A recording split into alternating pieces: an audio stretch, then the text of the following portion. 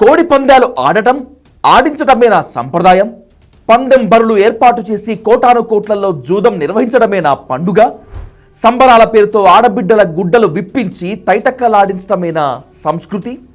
ఒంటి మీద ఒక్కొక్క గుడ్డ ఊడిపోతుంటే, ఊడదీస్తుంటే పూనకాలతో ఊగిపోవటం, పైశాచిక ఆనందంలో పొర్లాడటమేనా వేడుక అంటే?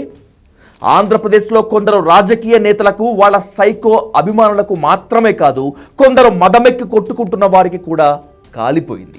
మీరొక్కరే నికార్సైన జర్నలిస్టులా? మీరు మాత్రమే పతివ్రతలు, మేము మాత్రం పోరంబోకులా అంటూ డయల్ న్యూస్పై విరుచుకుపడ్డారు. మా పండుగలు, సంస్కృతి, సంప్రదాయాల జోలికి వస్తే తాట తీస్తామంటూ బెదిరింపు కాల్స్ మాత్రమే కాదు, మెసేజ్లు కూడా పంపించారు. అలాంటి పనికి మాలిన వాళ్లకు చెప్పు దెబ్బకు మించిన సమాధానమే నేటి డయల్ వ్యూ.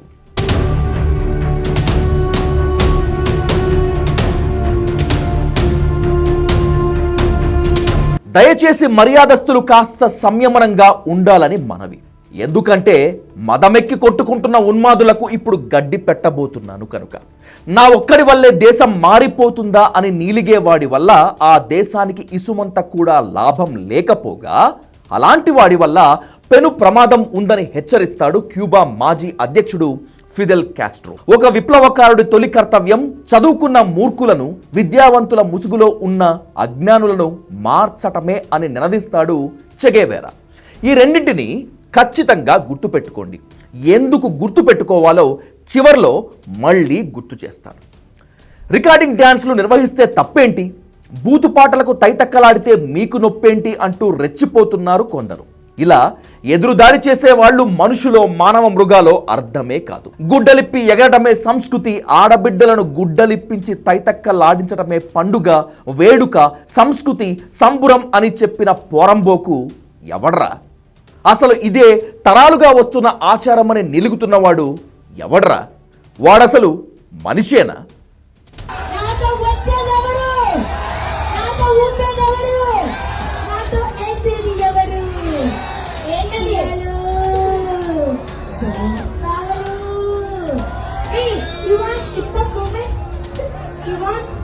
ఎత్ర నార్యంతు పూజ్యంతే రమంతే తత్ర దేవత.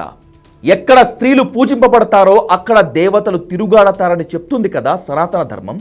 అది నిజమైనప్పుడు రికార్డింగ్ డ్యాన్సులు, బూతు పాటలు, బూతు భంగిమలు అన్నింటికీ మించి అది విప్పు, ఇది విప్పు, అది విప్పితే ఇంత, ఇది చూపిస్తే ఇంత అంటూ భరతమాత ముడ్డు బిడ్డలైన ఆడబిడ్డలను వివస్త్రలు చేస్తూ విర్రవీగితే అది పైశాచికత్వం అవుతుంది. కానీ సంస్కృతి, సంప్రదాయం ఎలా అవుతుందిరా హాఫ్ బాయిల్డ్ వెదవల్లారా?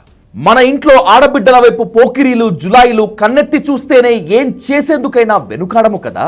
అలాంటిది ఆడబిడ్డలు బట్టలు విప్పించాలని, విప్పుతుంటే సొల్లు కార్చుకోవాలని, అంతా చూపిస్తే ఇంతిస్తామంటూ రేట్లు కట్టడం, వాళ్ళ నగ్న దేహాలపై నోట్ల కట్టలు వెదజల్లడం ఏంట్రా యూజ్లెస్ ఫెలోస్. ఒకడంటాడు, ఎరా మీ ఇంట్లో ఆడవాళ్ళతో ఏమైనా రికార్డింగ్ డ్యాన్సులు వేయించామా? లేదు కదా. పోనీ స్టేజ్పై గుడ్డలిప్పుతోంది మీ అక్క, మీ చెల్లె అని చించుకుంటున్నాడు. అలాంటి వాళ్లకు సమాధానం ఇక్కడే ఇప్పుడే చెబుతున్నా. రేపు ఒకవేళ మీ ఇంట్లో ఆడవాళ్ళు రికార్డింగ్ డాన్సర్లుగా మారినా సరే ఈ బూతు సంస్కృతికి వ్యతిరేకంగా గర్జిస్తాం, నిలదీస్తాం, నినదిస్తాం. ఎందుకంటే అదే మా ఇజం, మా జర్నలిజం. మీ బెదిరింపులకు, మీ బూతులకు, మీ ఉడత ఊపులకు భయపడి పారిపోయేవాడిని కానే కాదు. రికార్డింగ్ డ్యాన్సుల పేరుతో ఆడబిడ్డల మాన ప్రాణాలతో ఆడుకునేవాడు ఎవడైనా సరే, వాడు ఏ పార్టీ వాడైనా సరే, వాడు ఏ పార్టీ వాడైనా సరే బరాబర్ ఎదిరించే తీరతాం. అది ఏ ప్రభుత్వమైనా సరే ప్రజాకోర్టులో నిలబెట్టి తీరుతాం. రాసి పెట్టుకోండి.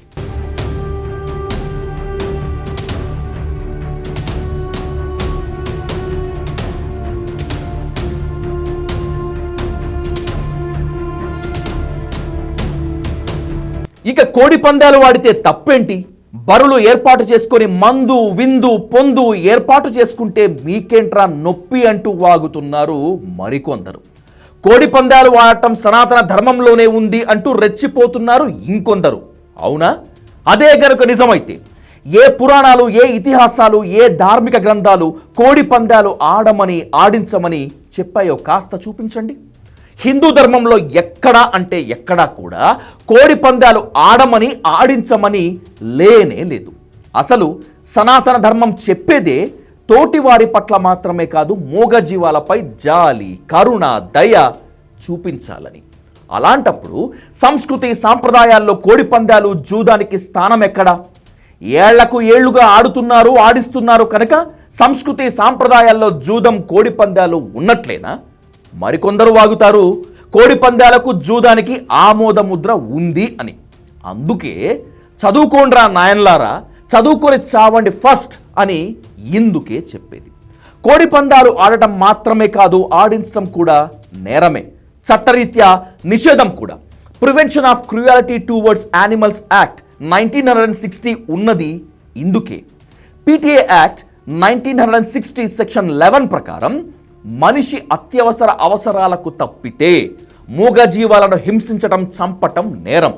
రాజ్యాంగంలోని ఆర్టికల్ 51A కూడా చెప్పింది ఇదే. ఇది మాత్రమే కాదు, animal welfare board versus Nagaraja కేసులో సుప్రీంకోర్టు క్లియర్ కట్గా ఇదే చెప్పింది. Mahavir Bishnoi versus state of Rajasthan కేసులో సుప్రీంకోర్టు చెప్పిన అత్యంత కీలక అంశాలను ఒకసారి గనక పరిశీలిస్తే, చట్టానికి రాజ్యాంగానికి మధ్య వారధిగా, సహేతుక ఉదాహరణలుగా సంస్కృతి సంప్రదాయాలను తీసుకుంటే మంచిదే. కానీ చట్టం, రాజ్యాంగం మరియు సంస్కృతి సంప్రదాయాల మధ్య యుద్ధ వాతావరణం కనుక ఏర్పడితే అప్పుడు గెలవాల్సింది చట్టం, రాజ్యాంగమే కానీ సంస్కృతి సంప్రదాయాలు కానే కాదు అని. బలవంతుడిగా ఈ సమాజం, బలహీనుడిగా మూగజీవాలు ఉన్నప్పుడు నిలవాల్సింది సంస్కృతి సాంప్రదాయాల వైపు కానే కాదు. మానవత్వంతో ఆసరా ఇవ్వాల్సింది బలహీనులకే అని అర్థమైందా? మట్టి బుర్రలకు ఇప్పుడైనా ఎక్కిందా?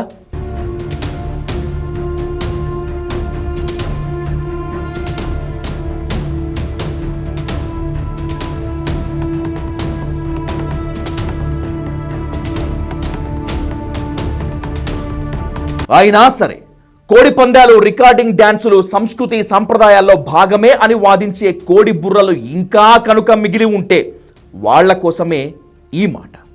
భర్త చనిపోతే అదే చితి మీద భార్యను కూడా తగలబెట్టిన దురాచారమే సతీ సహగమనం కదా. ఎందుకు నిషేధించాం? మళ్ళీ మొదలు పెడదామా? అభం శుభం తెలియని చిన్నారులకు బాల్య వివాహాలు చేసిన పీడకలను తుడిచేసుకున్నాం కదా. అది కూడా ఆనాటి దురాచారమే కదా. దాన్ని మళ్ళీ మొదలు పెట్టమని డిమాండ్ చేద్దామా? తలాక్ తలాక్ తలాక్ అంటూ 3 సార్లు చెప్పేస్తుంటే మహిళల జీవితాలు బుగ్గిపాలవుతున్నాయని కదా గర్జించాం, నినదించాం, చివరకు గెలిచాం. అది ఆచారమే అన్నారు కదా. గ్రీన్ సిగ్నల్ ఇచ్చేద్దామా? వద్దు కదూ. ఎందుకంటే అవి సాంఘిక దురాచారాలు కనుక, మనం మనసున్న మనుషులం కనుక. కోడి పందాలు, జూదం, గుండాట, లోన బయట, రికార్డింగ్ డ్యాన్సులు, భూతు భంగిమలు, రోత తైతక్కలు కూడా ఇంతే.